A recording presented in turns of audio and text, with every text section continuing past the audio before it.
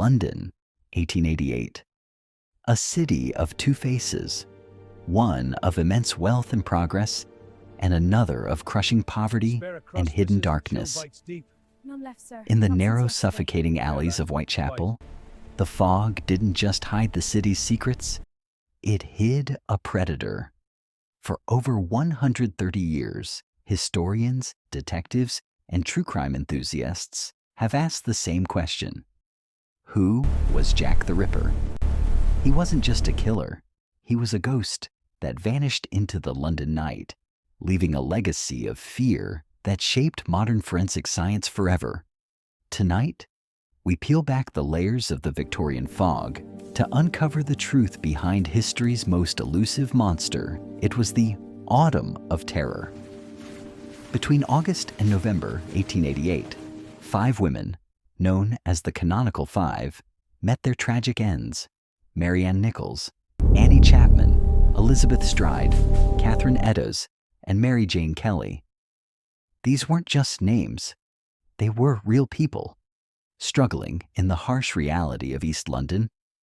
Each crime was executed with a disturbing surgical precision that suggested the killer wasn't just a madman. He possessed a knowledge of anatomy. The police of Scotland Yard were overwhelmed. They had no fingerprint technology, no DNA, and no CCTV. They were chasing a phantom through a labyrinth of dark alleys, and the city was paralyzed by the thought that anyone from a butcher to a gentleman could be the man holding the blade. What made this case explode globally was the media. For the first time in history, a killer communicated with the press. The infamous Dear Boss letter, written in red ink, was where the name Jack the Ripper was first born. Whether it was a genuine confession or a sadistic hoax by a journalist looking to boost sales, it worked. The public was hooked. The letters mocked the police and taunted the city. It turned a series of horrific crimes into a macabre entertainment piece, fueling a media frenzy that lasted for months.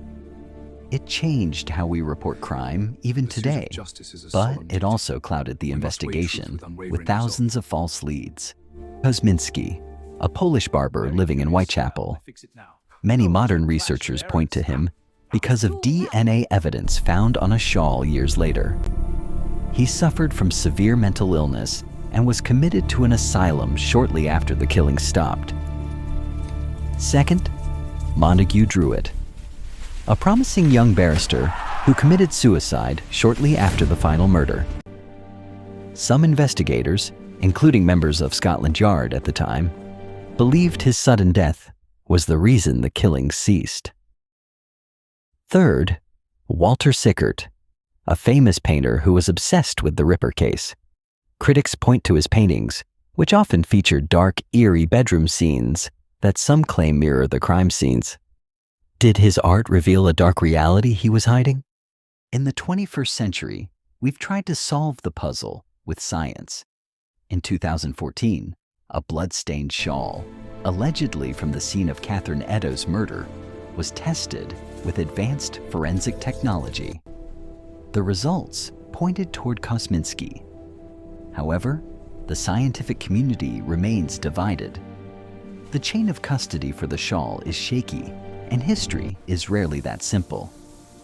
The truth is, the Ripper vanished because he either died, was committed, or simply stopped. He left behind a void that we have been trying to fill for over a century. Jack the Ripper remains the ultimate mystery because he represents our deepest fear. That evil can walk among us, unseen and unnamed. Perhaps he was a surgeon, perhaps a commoner, or perhaps a monster in a top hat. What do you think happened in the fog of 1888? Do the DNA tests hold the answer, or is the Ripper's identity a secret the Victorian night will keep forever? Let me know your theories in the comments below. Don't forget to like, subscribe, and hit the bell for more deep dives into history's darkest mysteries. See you in the next one.